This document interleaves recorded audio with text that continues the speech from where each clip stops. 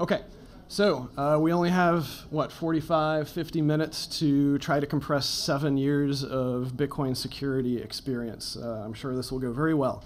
But my name is Jameson Lopp. I have been full-time in Bitcoin since 2015 and have basically been working on various iterations of self-custody software.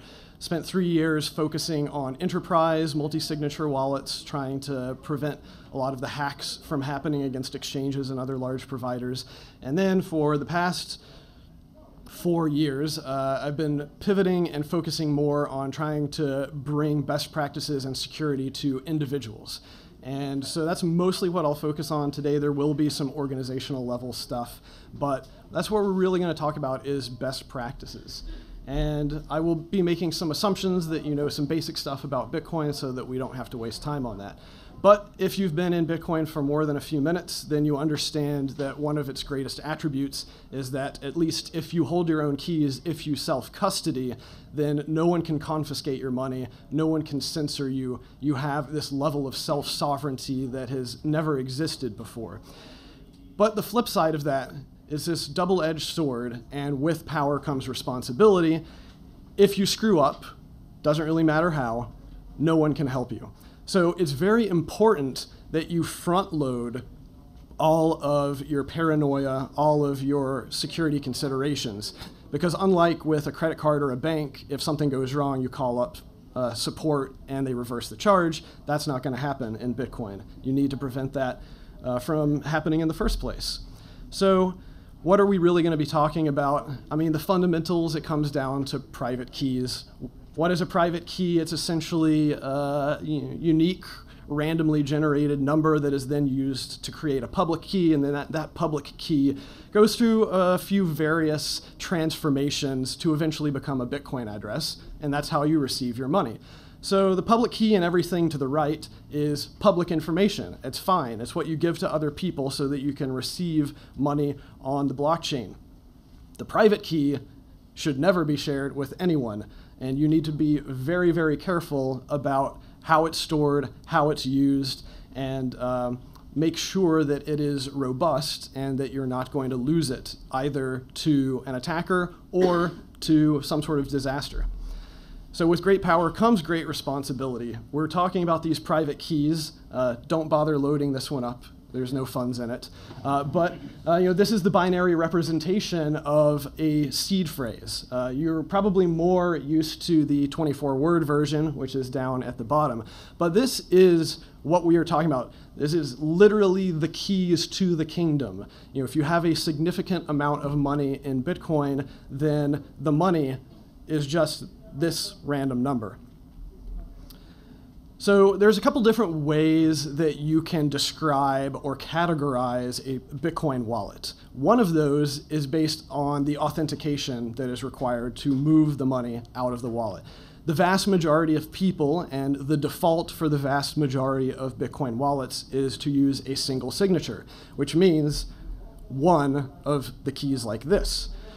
However, like I said, what I've been working on for about 7 years now is different types of multi-signature wallets, which means you have to have 2 out of 3 or 3 out of 5, some sort of M out of N set of keys in order to be able to spend the funds. And this is programmatically a part of the blockchain where we're using these locking scripts to lock them up in an address on the blockchain, and then if we do not provide the correct corresponding number of signatures and type of signatures, then the transaction that we try to create gets rejected by all of the nodes. It does not get mined. It doesn't go into the blockchain. And this is a much more robust, though slightly more complex way of going about doing a wallet. But we'll go through why that is in the coming minutes. Now, another way that you can slice and dice wallets is where and how the private keys themselves are stored. Now, we're going to throw out custodial wallets right off because it's kind of ridiculous to use them in the first place. If you use a custodial wallet, if you leave your money on the exchange where you bought it, you don't even have Bitcoin. You have an IOU for Bitcoin, and there's a million different things that can go wrong. Essentially, all of the same things that can go wrong in a self-custody wallet can go wrong. Additionally, you have counterparty risk, where any number of employees or other people or hackers that get into that company's database and get their keys can then steal your funds. So from a self-custody perspective, I would say probably the default for most people is a software wallet. You may install something like Electrum on your desktop. You may install a mobile app like Breeze on your phone, and then you're just using keys that are generated on that device. This is incredibly convenient. However, it is a hot wallet. You have the keys on an internet-connected device. There's still a number of things that can go wrong. I would say if you want to level up your game, what you want is you want dedicated hardware. You want these keys to be on a device that is specifically designed to do nothing but manage private keys. Examples of this: Trezor, Ledger, Cold Card. There's a dozen or more different companies out there, and they're all good. Obviously, if you start going really deep into it, you'll be able to find technical minutia of why one may be better than the other, but any of them are better than having your keys on your phone or on your computer. So if we look at the history of Bitcoin, these numbers are somewhat arbitrary estimates from Chainalysis, and they're also a few years old, but we believe that about 4 million Bitcoin are permanently lost. Most of those, of course, from the very early years when it wasn't worth anything and people weren't putting a lot of effort into securing their coins. And we also estimate that over 2 million Bitcoin have been stolen. So the main thing that I would take away from this, both from a quantitative perspective and from my own arbitrary anecdotal perspective of working on wallets over the years, is that despite the fact that you probably hear about all the high-profile hacks in the media, those are the great stories that sell and get clicks, you're actually far more likely to shoot yourself in the foot and just lose access to your keys. So while you should be paranoid about hackers, you should be more paranoid about environmental disasters or just simple mistakes that could result in catastrophic failure. So these are most of the high-level ways that you could lose your Bitcoin. This is a cat and mouse game. It's a never-ending battle of cybersecurity, and people are always becoming more creative and innovative and finding new ways to get private keys. It's hard to really quantify which ones are the biggest to worry about. Wrench attacks are something that I'm particularly interested in, but if you're not going around being really flashy and showing off that you have a lot of money, you generally don't have to worry about being physically attacked. Supply chain attacks, fairly theoretical. We haven't really heard of any of the hardware manufacturers being attacked that we're aware of yet, but it's still possible. Brain wallets are definitely a huge problem. You should never, ever, ever, ever use a brain wallet because there are numerous servers sitting out there just listening for Bitcoin transactions that deposit into a brain wallet because they've already cracked billions of brain wallets, and they have the private keys. They're just waiting for you to send the money in. Malware is a fairly big issue. I would say clipboard malware in particular is one that I've seen a lot. This is nefarious, especially if you're using a desktop wallet, especially if you're using a Windows PC wallet, where this malware will sit on your computer for years, undetected, and it's just waiting for you to copy and paste a Bitcoin address. And if it detects a Bitcoin address going into your clipboard, it'll swap it out with another address that looks very, very similar, at least the first few characters, except the private keys will be owned by the attacker that wrote the malware, and you will basically be sending your money to them instead of to wherever you think you're sending it. SIM swaps, I think this is not as big of an issue in Europe. It's definitely a big issue in America just due to the differences in some of the authentication procedures of our mobile phone carriers. It's very easy to socially engineer or bribe a lot of our mobile phone carriers in America. So the short version there is that you should not use your phone number to secure anything. You generally should not use a phone number for a second factor of authentication. The bigger problem being that often when you do that, a lot of services will allow you to completely reset access to an account through the phone number. So we've seen tens of millions of dollars get stolen from people's exchange accounts, usually because they got SIM swapped. The person took over their email address, their phone number, authenticated into the exchange account as them, and then just withdrew all of their money. Social engineering is probably one of the last great vestiges in this cybersecurity field because there is no technical solution to it. As we continue to improve the best practices that we're going to be talking about, as people become more educated, more paranoid, the last thing that attackers are really looking at is your brain. Because your brain is just another computer, and if you manipulate it in the right way, a lot of people's brains can be hacked. We call this social engineering, but it's really just using a different type of programming language, whether it's English or German or whatever, to trigger someone's organic computer to do the actions that they want. Phishing is definitely also quite prevalent, and password reuse is just a basic cybersecurity thing that you should avoid. Most of the stuff on the right, all the malicious stuff, it's not really as much of an issue unless you're out there doing shady stuff, over Tor, but certainly things to be aware of. So if I try to distill all of those different things into high-level categories, what are we talking about?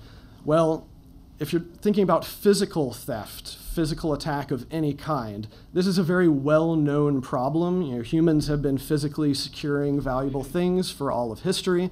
How do we do that? We create physically secure locations, such as safes or hidden storage areas that are not obvious, or we hire guards to look after stuff. This is why bank vaults have existed for such a long time. And I think that you can leverage that, especially in a multi-signature solution. It's nice to have one key in a highly physically secure bank vault that has its own authentication procedures around it.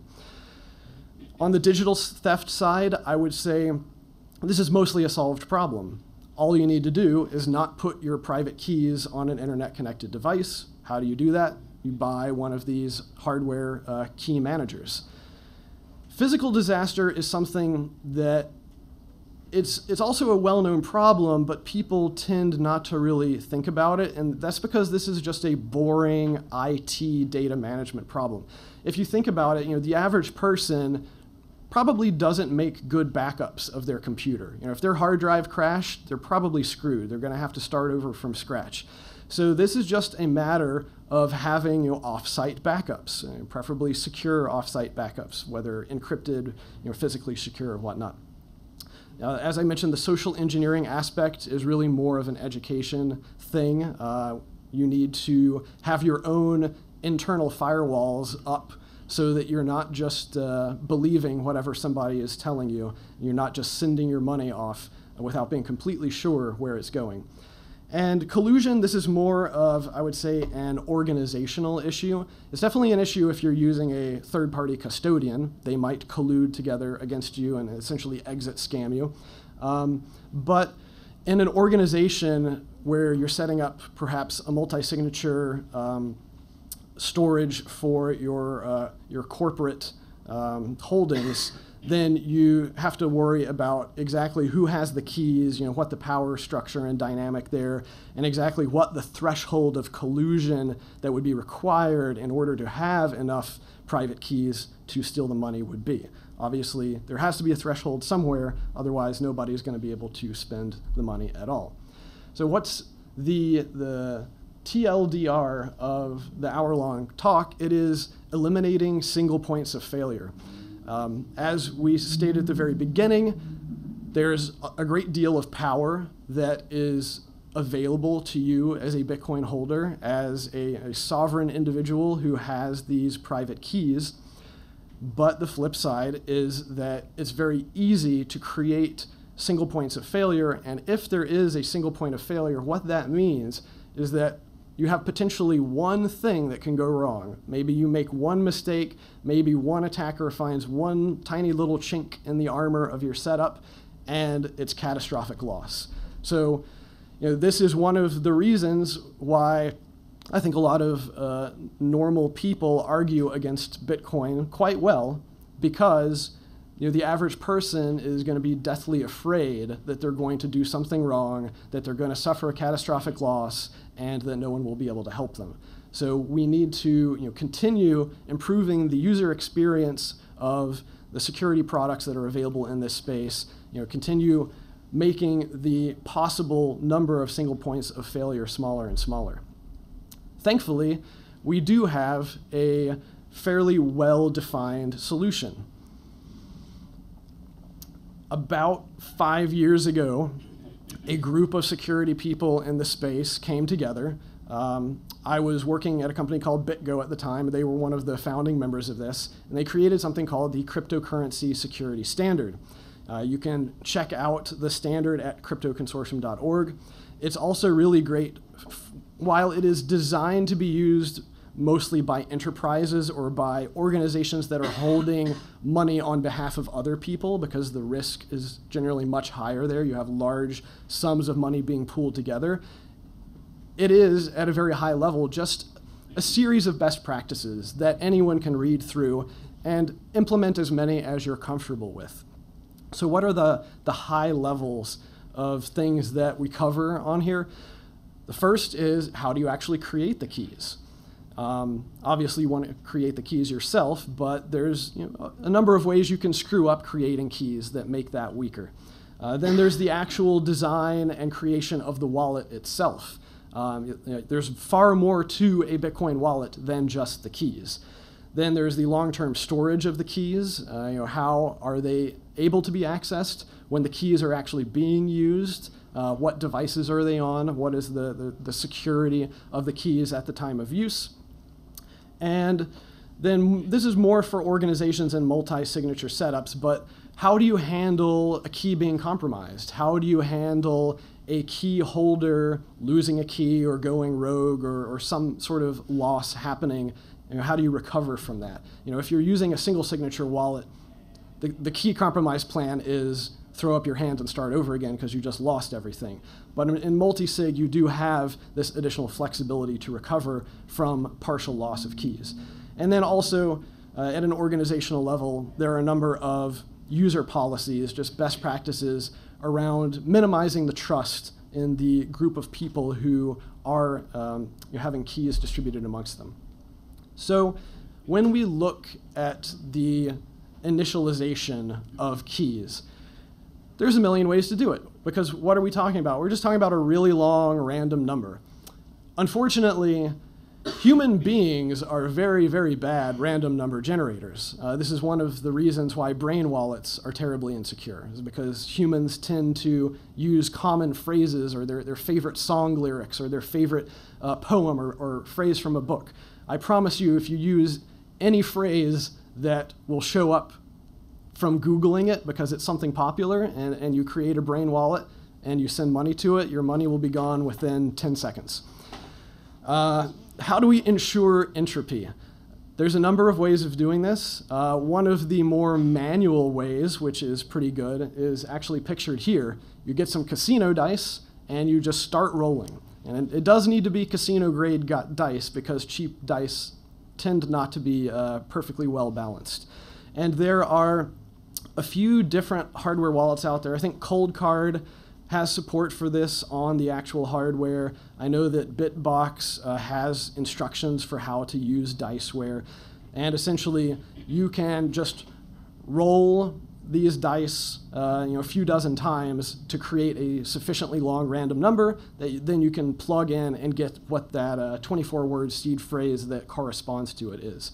Now, it's also important, of course, to generate these things offline. You never want these keys to touch the internet, because if they're touching an internet-connected device, that device needs to be perfectly clean. It's very, very difficult to have a 100% certainty that any given computing device doesn't have any malware on it. It's also really, really difficult to actually create your own perfectly air-gapped computer. You can go buy a laptop from the store, but unless you're really good at physically disabling hardware, it's still possible for other software, other malware to taint your air-gapped computer, and it may not actually be air-gapped. So I generally do not recommend that, other than for extreme experts who have a lot of free time. And then finally, what do you do with these keys once you've generated them? If you are generating them on a nice, secure device, if it's not being used on that device in the future, you should not be leaving it there. You don't want to just leave keys laying around if it's not actually necessary. So what happens when you want to create a Bitcoin wallet? Well, you've probably seen this before. Here's your 24 words. Write it down, keep it safe. Now, when I see this, I think, there's a whole iceberg of security knowledge hidden under that phrase, keep it safe. Essentially what we're doing is we're giving toxic material, highly sensitive material to probably a non-technical person. We don't know what their level of sophistication is, and the most likely thing is they're going to write that down on a piece of paper and put it in a drawer somewhere. And there have been plenty of instances of people losing their money because their maid was going through and cleaning things up and found a scrap piece of paper and said, this looks like junk, and they just threw it out. So, some people think about the evil maid attack, but they don't think about the stupid maid attack. There's so many attacks out there. You can be like me, spend 7 years thinking about attacks and still find new ones all the time. So, what are we doing with actually creating the wallet? Well, obviously we create the keys, but there's more to it than that. We're creating these locking scripts that they describe, using the Bitcoin protocol, what are the conditions required in order to spend this money. So I'm obviously biased and a big shill for multi-signature wallets, at least for non-trivial amounts of money. If you have an amount of Bitcoin that you would be sad about if you lost, then consider putting it into a multi-signature wallet, because you can get much better security posture. One of the reasons for this is that putting it into a multi-signature wallet means that you automatically have redundancy. This is, of course, assuming you aren't just taking all of those keys and putting them into the same drawer, in your office. You need to have these keys distributed geographically. That protects you from a number of attack vectors and loss vectors. Just have to assume that your house might burn down. It's actually a lot more common than people tend to think. So, once again, off-site data storage, very good, so that you can recover if something does go wrong. And keeping them geographically distributed, it saves you from so many different attacks and losses that it's so easy just to say, put them in different places. The further apart, the better, but the further apart, the more inconvenient it is. And that is one of the other common themes that we see throughout cybersecurity in general, is that there's always going to be a trade-off between convenience and security. So this is why you need to decide how much money am I trying to secure here. I would advocate that when you're thinking through that, you 10x whatever you think the value is. Because as we all know, Bitcoin is very volatile from an exchange rate perspective, and you may set up a reasonably secure solution today, and a year or two from now, it might be worth 10 times or 20 times as much, and you need to re-architect it because it would hurt a lot more if that got compromised or destroyed. So how do we actually store the keys?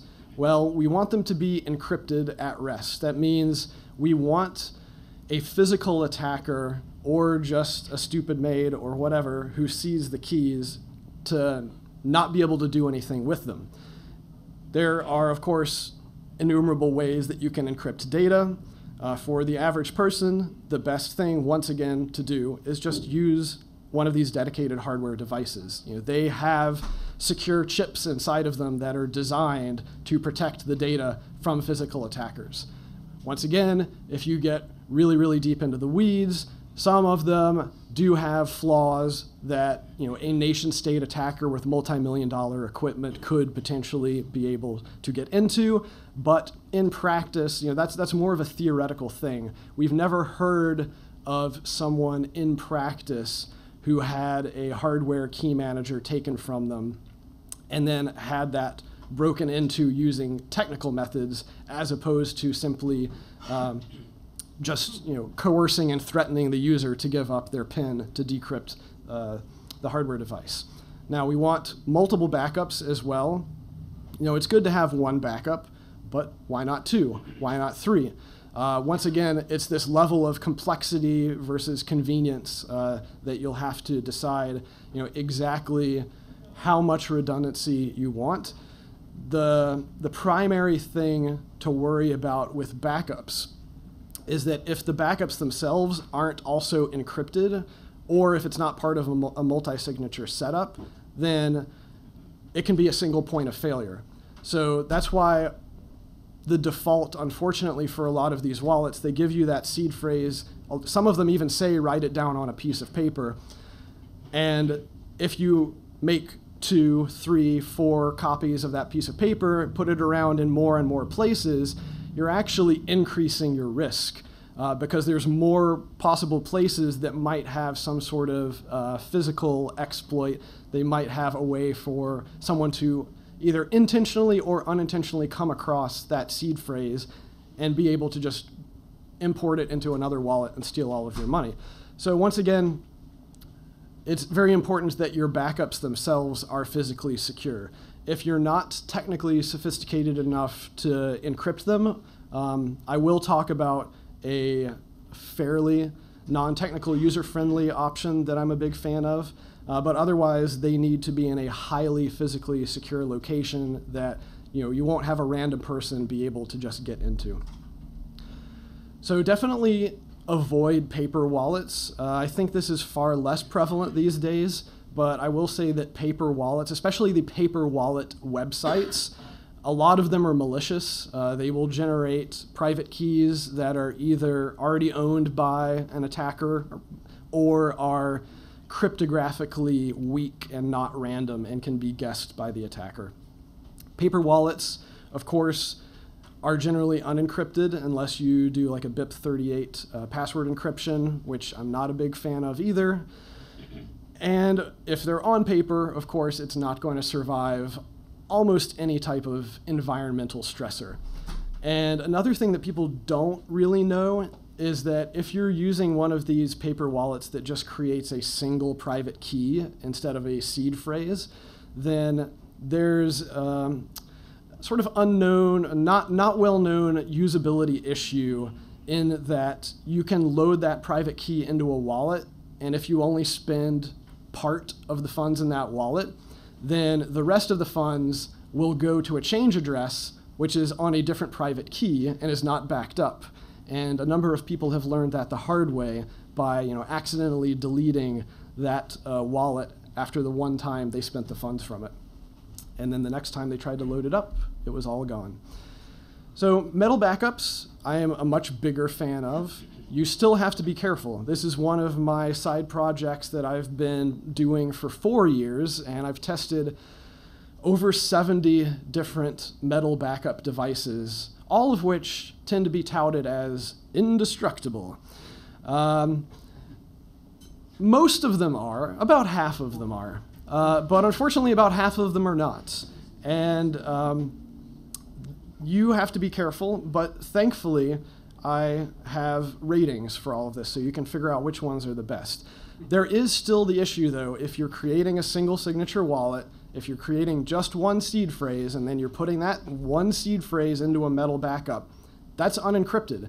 That, if anybody else gets their hands on that one backup, they can load up your money and send it to a different wallet. So this is a screenshot, but seedstorage-reviews.bitcoin page, or just go to bitcoin.page and you'll find a link to it there. This is the results of many, many hours and days of testing these things. I test them for heat up to 2,000 degrees Fahrenheit, which is I think about 1,100 or 1,200 Celsius. I test them for corrosion and hydrochloric acid, and then I test them with a 20-ton hydraulic shop press for deformation of, assume a building collapse or something like that. And so any of the devices that have straight A's across the board are great. The short version is, you keep it simple. Just get one of the devices that is just a single plate, and you can center punch divots into. So how about when we're actually using the keys on a regular basis? Once again, hopefully you're using a dedicated hardware key manager that's keeping those keys offline. Preferably, you're using a wallet that requires multiple types of authentication. So that would mean, for example, if you have wallet software on your phone, you should have to enter a password or a PIN or your thumbprint or something. I mean, I'm not a big fan of biometrics as security, but it's still better than nothing. And then additionally, to actually spend the funds, you should have to enter some sort of other secret data. Usually on these hardware devices, it's going to be a PIN, 4 to 8 digit length PIN. And the keys should only be in a trusted environment. That basically means, an offline machine, a dedicated hardware device. If you know what you're doing, an air-gapped computer definitely fulfills this. And then very important, this protects you against manipulation and malware, is that you need to verify the transaction details on a dedicated device. Preferably a device that's different than the wallet software where you generated the transaction, because you're probably generating the transaction on a desktop or a laptop or a mobile phone. These are general computing platforms that have huge attack surfaces and are almost impossible to be sure that they don't have malware on. So once again, worrying about clipboard malware and other types of malware that will try to manipulate your transaction data to redirect your money to an attacker. The reason why all of these hardware devices have dedicated screens is because of this attack vector. The very earliest hardware devices did not have these screens. You would just push a button on the device, and it was very quickly determined that you were just blindly signing whatever data was given to you, and it was not actually protecting you against a man-in-the-middle malware type attack. And then finally, you don't want to put multiple different keys from multiple different wallets or coins or whatever onto the same device. Keep things segregated. That once again limits the sort of level of catastrophic failure that could happen if one of them got lost, stolen, damaged, whatever. Key compromise, like I said, this really only applies to multi-sig wallets or multi-user organizational wallets. You want to have a well-formulated and well-described, written-out plan that is essentially an inventory of your keys, your devices, who's responsible for what. The nice thing about multi-sig is that if you know who has what key, if some sort of compromise happens, you can see which keys signed the transaction. This really helps with forensic investigation. It essentially creates an audit log on the blockchain, which is great. And of course, you want to have backups. The integrity of the keys is something that you also need to check on regularly. This will protect you against things like bit rot. If you're keeping keys on these electronic hardware devices, the devices themselves are not 100% robust. They are susceptible to things like electric overloads. We've seen sometimes like firmware updates happen that corrupt them and wipe the device. Even stuff like solar flares or potentially like a neutrino hitting the memory on the device in the wrong way and flipping a bit the wrong way can corrupt whatever data is on that device and make it unusable. So these are extreme edge cases, but we're talking about extreme security because we're operating under the assumption that you may have a large portion of your net worth and you can't tolerate a catastrophic failure. Also, of course, keeping track of who is granted the keys, how are you authenticating, whether someone should be trustworthy in the first place. Perhaps you're doing background checks. Perhaps you're asking around to look into a certain individual that is joining your organization, try to make sure that they aren't an attacker or an unscrupulous individual. There have been a number of attacks in this space, usually against exchanges and other providers that have large hot wallets, that the attacks have been perpetrated by employees at the company. Usually, people like infrastructure engineers working on the back end who have administrative access to all of the servers and keys on the back end. And we've seen a few of those where they'll steal all the money and then essentially run off to some non-extradition country and just live their lavish life like a king. So the final thing, of course, is an audit trail. This is sort of basic cybersecurity. Any internet company, really any company today that does stuff with computers should have good audit trails, once again, just for forensic accounting purposes. If you're an organization, let's see, we went over the grant revoke policies, security audits. Most of this is still this is basic cyber hygiene, making sure that you're not leaving sensitive key material laying around. If you are holding funds for other people, this is one best practice that unfortunately has not been adopted by many companies out there, but proof of reserves is completely possible to do in a privacy-preserving way on Bitcoin. I know Kraken does it maybe once or twice a year. I think BitNob was doing proof of reserves maybe one or two. But the vast majority of exchanges out there, even the ones that have billions or tens of billions of dollars, generally not doing proof of reserves. It does take effort, but this would provide people with a lot more peace of mind. And of course, audit logs as usual. So, like I said, complexity is the enemy of security. You probably feel like we've gone through quite a bit of complexity over the past 30 minutes here, and this is a trade-off that you have to worry about.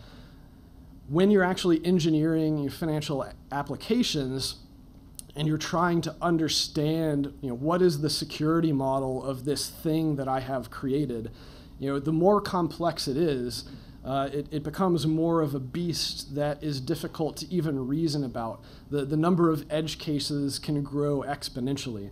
So, the simpler your setup is, the easier it is to reason about, what could go wrong. Also, you're probably not only doing this for yourself. If you have a family, you have to think about inheritance planning.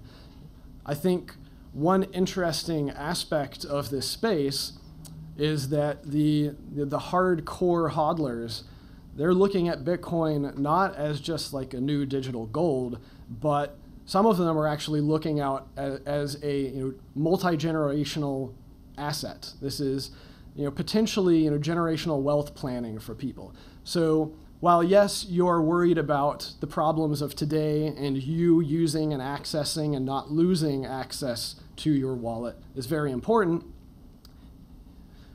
unfortunately, you are a single point of failure. And there is no solution to that yet. I have my own optimistic beliefs about what we may be able to do with our own bodies and consciousness and whatever in a potential cyberpunk future, but you could walk outside and get hit by a truck. What happens to your Bitcoin? That's the way that we need to be thinking about these wallets, and we need to be designing them in a way that the people that we love, our heirs, will be able to access those funds if something goes wrong. And inheritance planning is actually a whole other talk. I could talk for hours about that. We have a whole inheritance planning guide and solution that we offer to clients. If you want to get more into thinking about all of the complexities around it, because it's not just technical complexities, there's a lot of legal complexities as well, I do highly recommend Pamela Morgan's book. That's the Crypto Asset Inheritance Planning Guide. I learned a lot from it, and I thought that I already knew a lot about security, but I did not know much about the legal aspects and the potential conflicts that can arise within heirs. So if you're just an average new Bitcoiner, you're just getting into the space, you may not be dealing with like life-changing levels of wealth yet, but you have enough Bitcoin that it would sting if it was lost or stolen. What do you do? Well, highly recommend spending 50, 100 euros on a key manager. They're all pretty good, like I said. The backup solution that I didn't mention earlier, while I highly recommend just getting something like a seed plate or block plate, one of these simple single metal plates with a grid that you punch the divots into, you need multiple of them.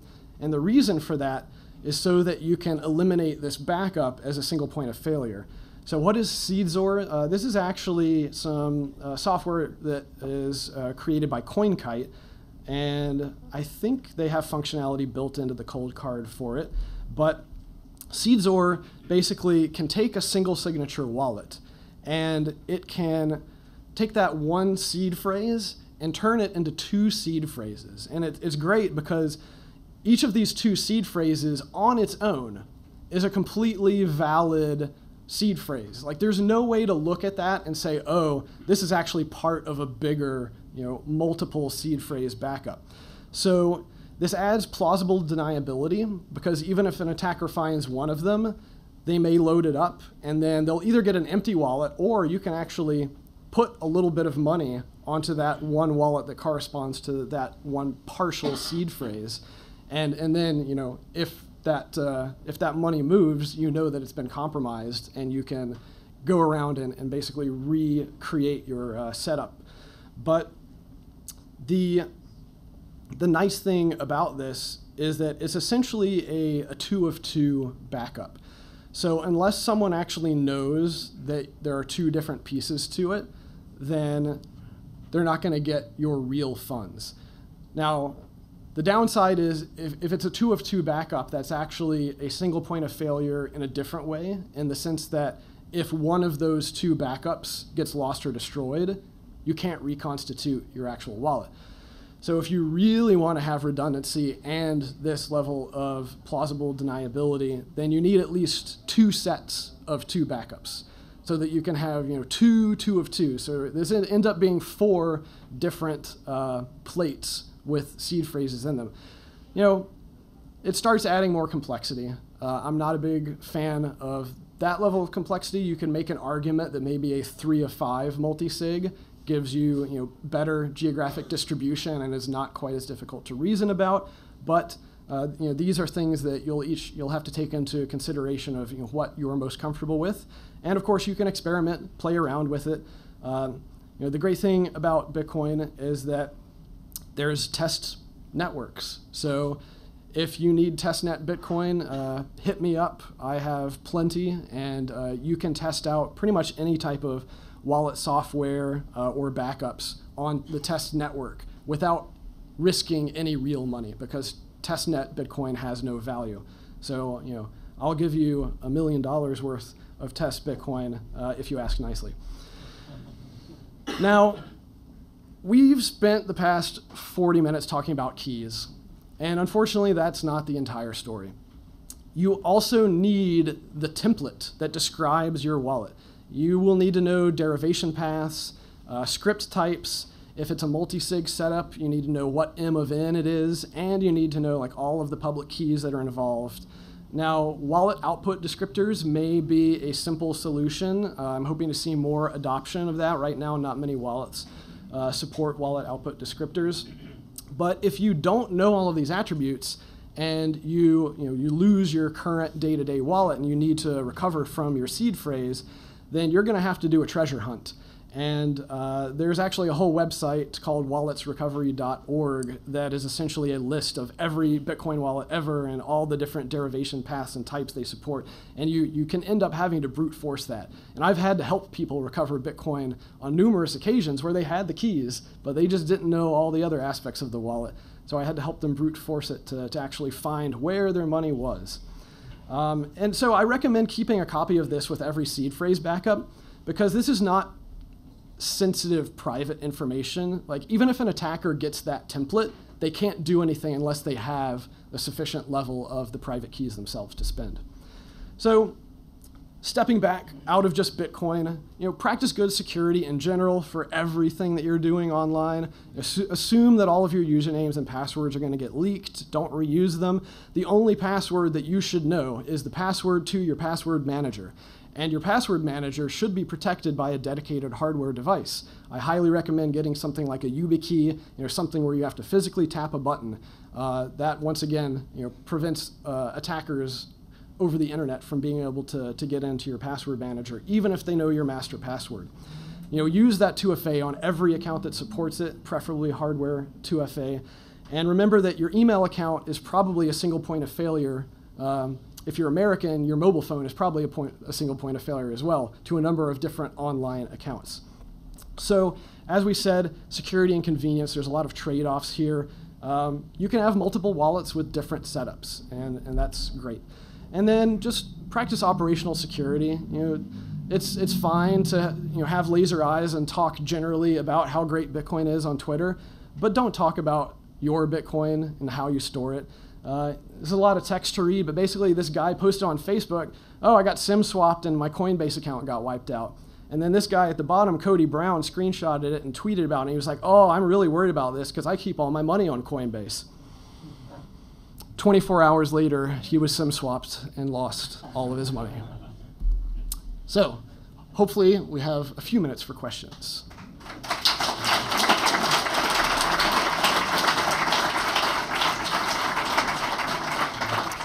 Yes. Nice to meet you. I'm following you on Twitter. My question is, what happens with 2FA keys when it's broken or something? It's broken or something happens with them? Because it happened to me. Yes, what happens with 2FA keys if they get lost or destroyed? Yeah, this is another... No. They didn't work properly with the phones, and I don't know. It was quite a pain in the ass. Okay, yes. And so I was lucky because I was doing trading back then, and then I will transfer all the funds after 2 weeks from Binance. I will transfer all the funds back in my cold wallet, and that was that. And I said goodbye to everything. But my question to you is, what happens then? If you're losing your 2FA keys. Yeah. If your 2FA isn't working, so then this is another rabbit hole to go down because each service will have a different quote unquote 2FA reset, and different ones use different types of procedures. Or if they don't have a 2FA reset. I think that if you're taking if you're taking, let's say, a SIM card with a phone, blank, you're just use it for that kind of stuff, I think it's much more secure than 2FA keys. I'm doing that, let's say like this.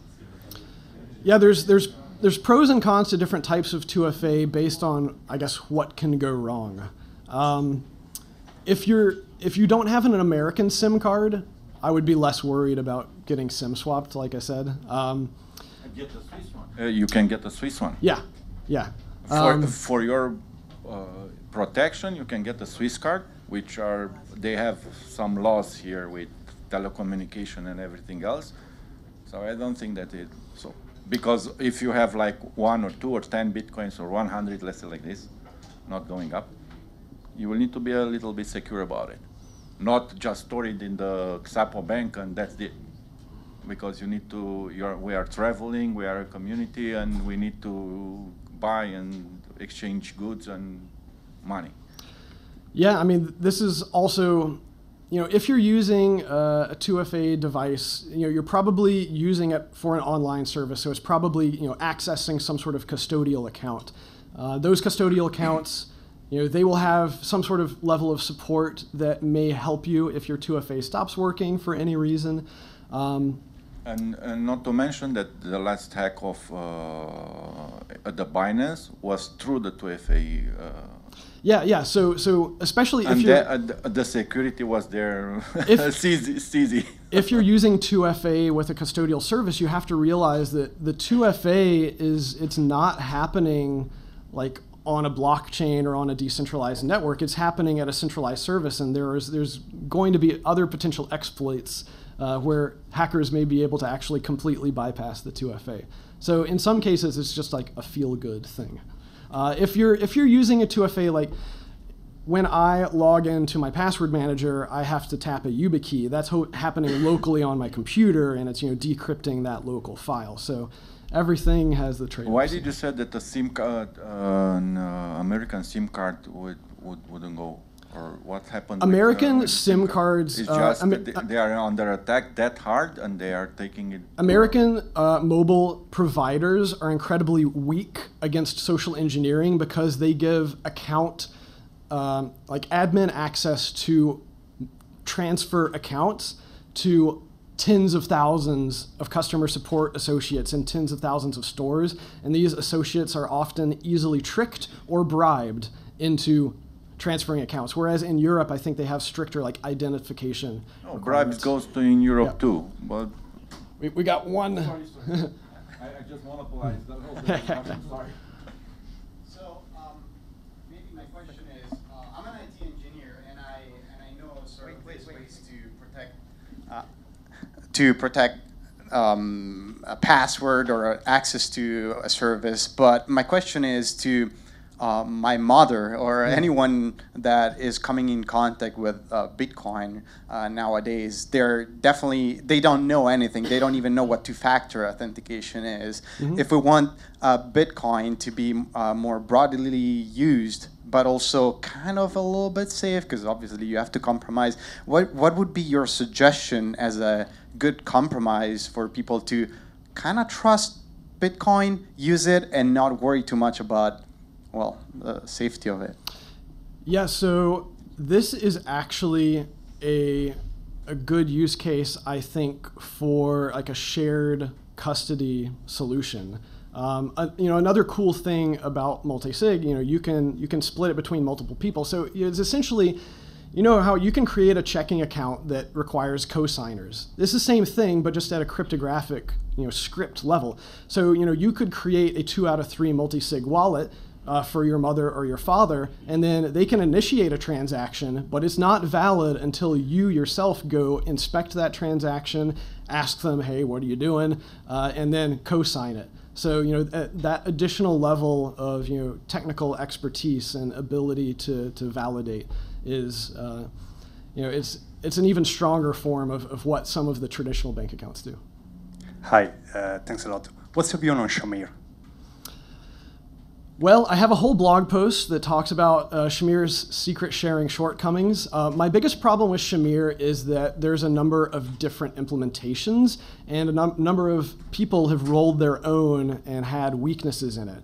I am a fan of I think it's Slip 39, Shamir secret sharing that Trezor did, because that's a very precise, specific implementation, and it has been standardized, and it works on the hardware devices.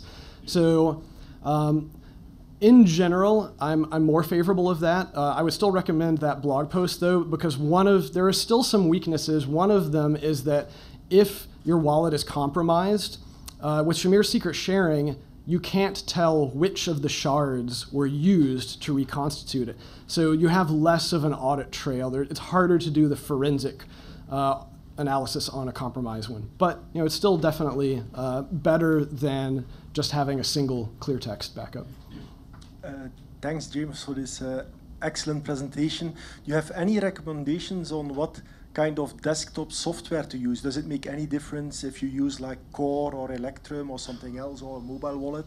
I mean, I'm asking that because sometimes, you have very good wallet software, but there's only like one developer or 2 developers, and then you install it on a computer, like you say, which has many attack vectors, or in the end, doesn't it matter because your private key is on this dedicated hardware, so it doesn't matter, take whatever wallet you want, or what's your view on that, or recommendation? Yeah. So if you're using a desktop software and you're keeping the keys on separate dedicated hardware, then you don't have to worry as much about the funds being stolen because you're verifying the details separately. The bigger consideration comes down to the sort of the full node validation of like, how do I know that I'm not being defrauded with the deposit? So, a user-friendly wallet that I still use a lot is Electrum. However, with Electrum, the default is going to point to some server somewhere else that may be lying to you. You can run your own Electrum server. There's even some Raspberry Pi plug-in nodes you can get that will run Electrum servers. If you want to go more heavy duty and you're willing to actually have that full 300, 400 gigabyte full node on your desktop, I would recommend installing something like Spectre. And Spectre uses the Bitcoin Core HWI library to then have all of the hardware device integrations. And so I would say in general, Spectre is my favorite like full node, heavyweight desktop type of wallet. All right. Well, we'll talk after because we're out of time. Oh, thank you for squeezing me in. Real quick, so great presentation. Real quick, there's a lot of talk about quantum computing being able to bust like a lot of the SHA due to Shor's algorithm because we're able to compress billions of years of calculations into like a second. What innovation is being done to harden cryptocurrencies to protect against like quantum computing or high performance computing? I mean, there's a few altcoins out there that claim to be quantum proof, whatever. I'm not really seeing a lot of chatter about it in the technical community because it's not considered a problem that's going to happen in the near or even medium term. I mean, if some magical quantum computing breakthrough happens today, tomorrow, next year, we're going to have so much bigger problems than Bitcoin. Like, all of the financial infrastructure is going to be completely broken. So, that's the sort of hand-wavy thing, is that, it's a future problem that only a few like extreme cryptographers I think are worrying about. One of the issues that I'm aware of is that as far as I can tell, like a lot of the quantum safe stuff is much larger from a data footprint size. So there would be some major arguments about whether or not we really need that on the Bitcoin blockchain at this time. So hopefully, this is the story of cryptography, security in general, but even cryptography. It's another constant war. People are always trying to break cryptography, and cryptography weakens, it degrades. Cryptographic algorithms are never just broken overnight. The slow incremental progress is made on weakening and then eventually breaking them. So you tend to have years, if not a decade of heads up that we expect this cryptographic algorithm to be broken in some period of time. And as it stands right now, I'm not aware of any like respected authorities that are saying, oh, SHA-256 is going to be broken by quantum in a few years or even really any period of time. Nobody knows. But it will probably be at least 5, 10, if not more years. Do we still have time? 3 minutes? Sure. Talked about solar flaring issues potentially. Are you worried about that at network level, i.e. layer 1? Solar flare could conceivably take out a lot of computing equipment, at least on like one half of the world. I don't think it would be able to take out every computer all around the world. There's probably 100,000 hard drives with the blockchain on it, so I imagine at least some of them would be safe and we would be able to plug stuff back in. But once again, that level of like Carrington event is going to have so much widespread impact. We're going to be dealing with bigger problems. All right, no more. Thanks.